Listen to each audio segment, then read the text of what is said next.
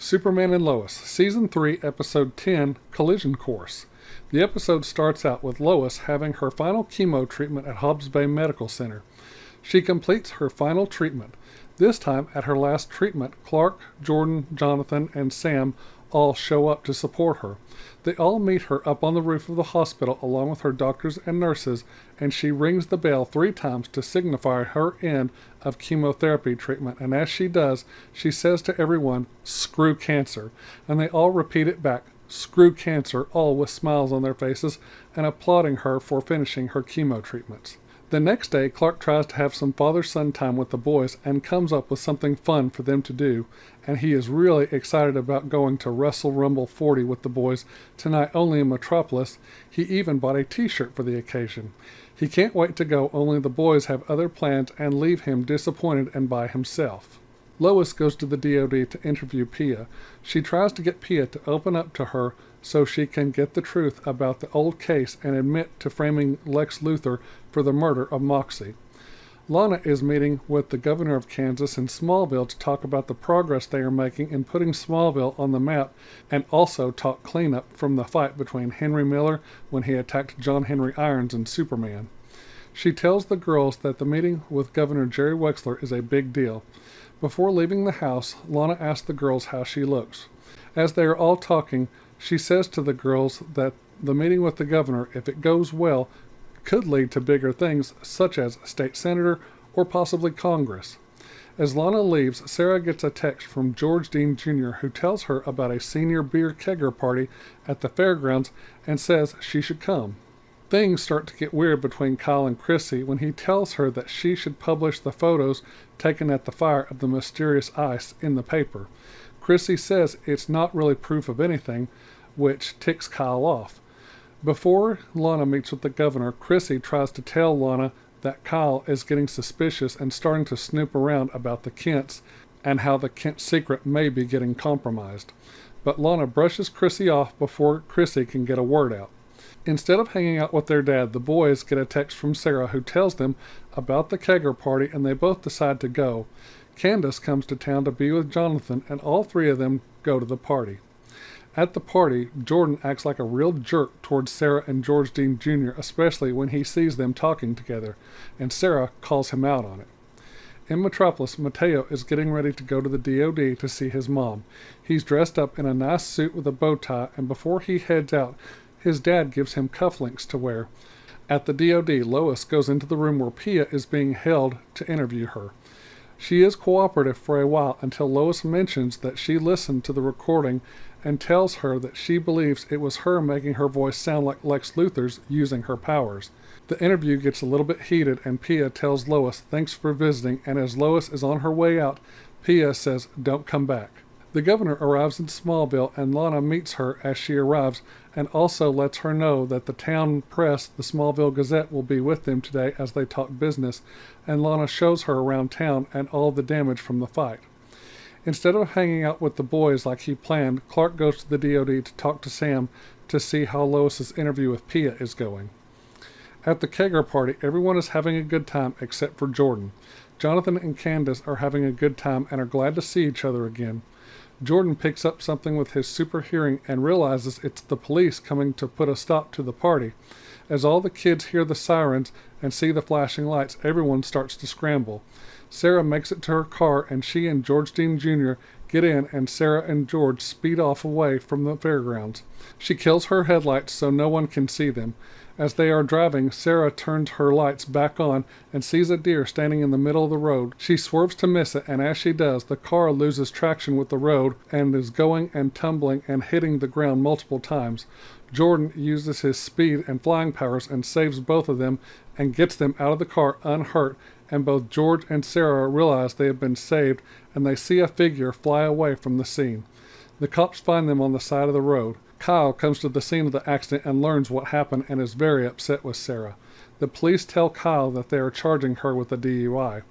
George Dean Jr. tells Kyle that someone with powers saved them and then just flew off before the police got to the scene. Mateo arrives at the DOD, but Lois tells her dad to not send him in just yet and to let her have a few more minutes with Pia.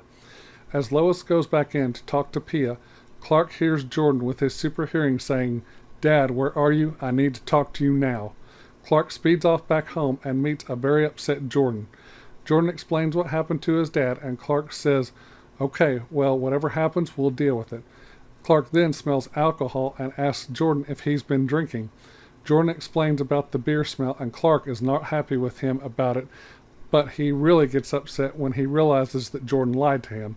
The conversation takes a not-so-great turn for Jordan, and Clark punishes him for his tone and actions. Later that night at the diner, Lana and Governor Wexler are talking when Kyle comes in, and Lana learns about what happened with Sarah and has to cut the rest of the night short with the governor to take care of this family problem. Back at the DOD, Lois goes back in to speak with Pia again. Lois uses Mateo as leverage to try to get Pia to tell her the truth. Lois agrees to let her see Mateo, and if she sees him, she will tell Lois everything, including everything about Lex Luthor. Lois tells Pia to make it right with Mateo. Mateo comes in to visit with his mom.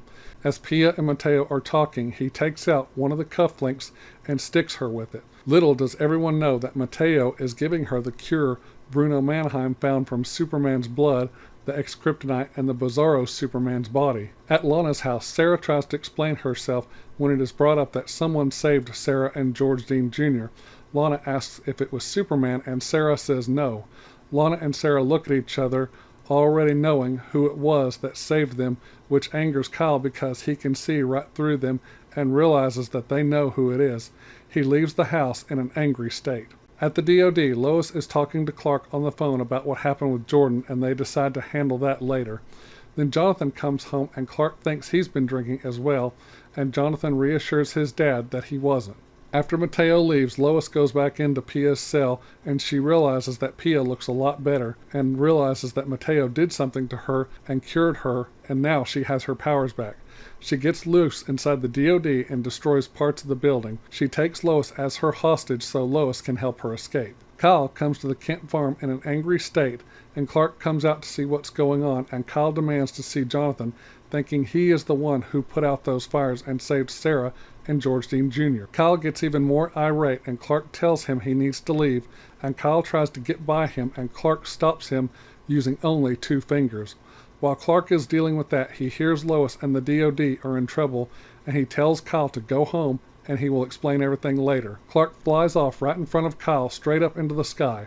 As he does, Kyle looks up in disbelief at what he just witnessed. Superman hovers in the sky above Paris, France, listening with his super hearing for Lois, and realizes he is hearing all sorts of different sounds, just like he did when all this started with Atom Man in Metropolis, and then with Onomatopoeia. Superman realizes who it is and who's doing that, and he flies back to the DOD to find it trashed. Lois is there and is okay, and so is General Sam Lane. When Lois tells Superman that she's gone, both he and Sam Lane look at each other with a very worried look. Pia returns to the underground bunker where Bruno and Mateo are waiting for her. They all hug Pia and are glad she is okay and back with them.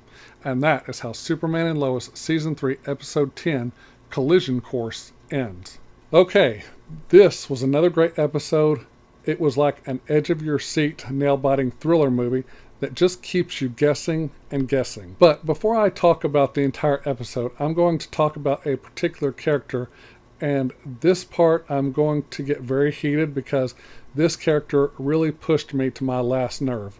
So, to any parents who have children or teenagers who watch my channel, this part of the video, I may be dropping a few inappropriate 4-letter words, so I would suggest putting in headphones or watching it on a very low volume, or watch it later on, or make your children leave the room, because I have no intention of being nice or sugarcoating this. Now, with all that being said, here I go. The character I'm talking about is Lana's ex-husband, Kyle Cushing. I will say, after the first season and a few questionable things, I was really slowly starting to kind of like Kyle, but now he freaking blew it with me, ever liking this character again, especially after this episode.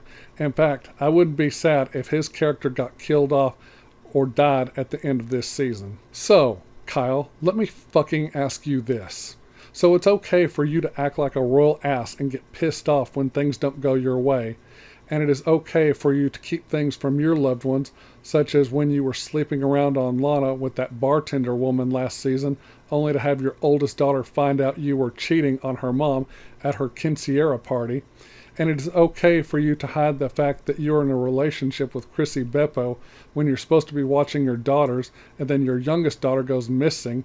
Oh yes, that is all okay, but you go absolutely apeshit if someone does something you don't like, or someone hides something from you or doesn't tell you something that is not their place to tell you. You're a shitty father.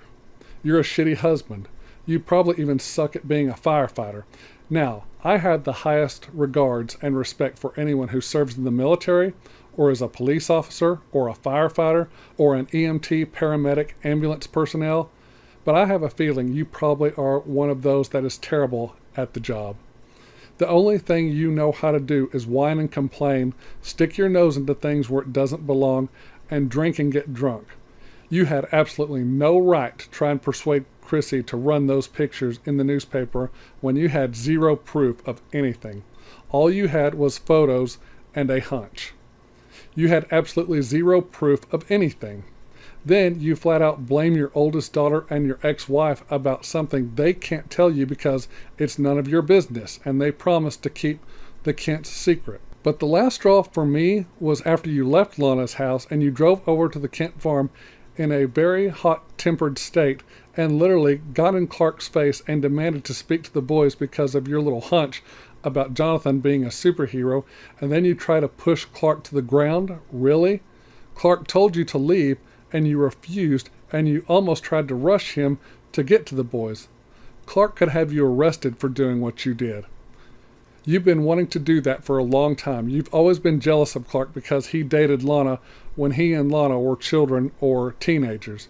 Plus, when Clark and Lois and the boys moved back to Smallville, you treated Lois like shit because she was doing a story about Morgan Edge and all his corruption, which you didn't like because you thought he was going to turn Smallville around and bring in lots of jobs to the community, and you were practically Morgan Edge's little bitch or butt sniffer.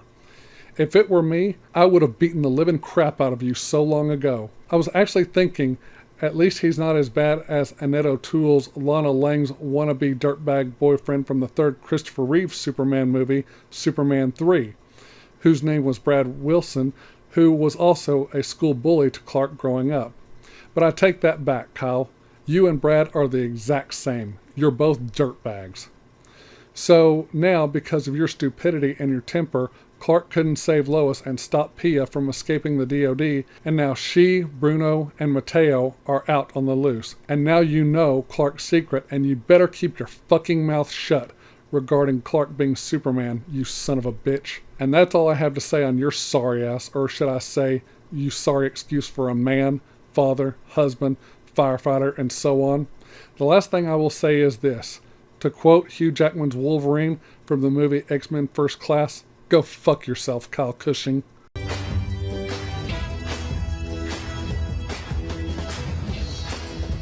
Excuse me, I'm Eric Lensher. Charles Xavier. Go fuck yourself.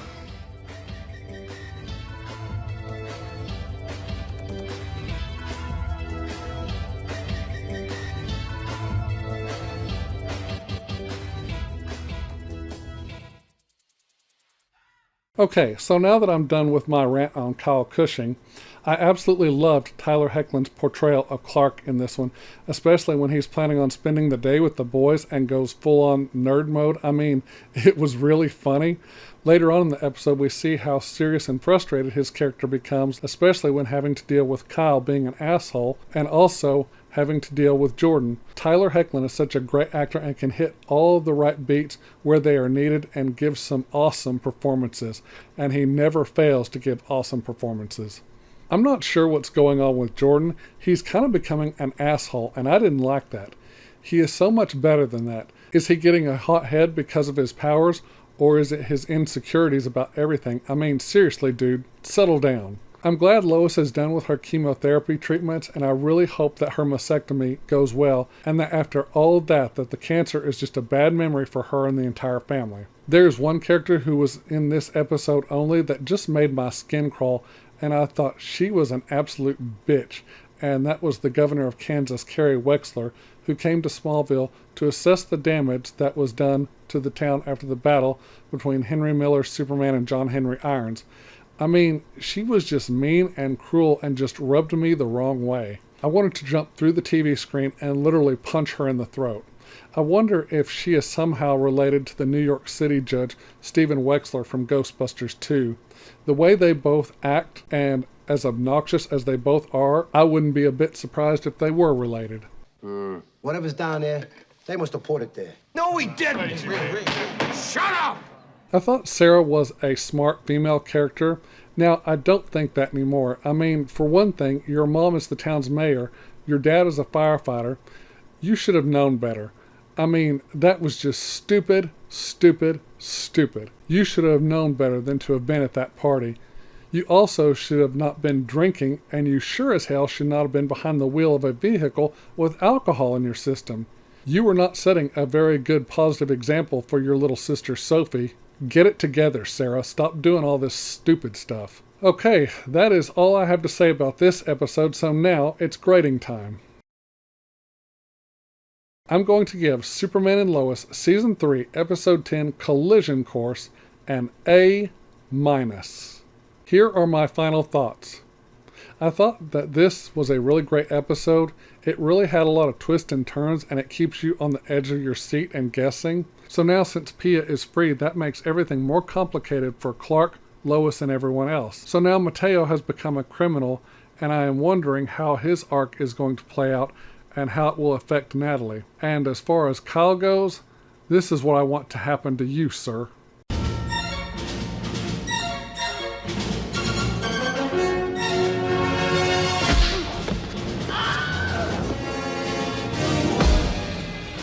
Yeah, go ahead and hit me.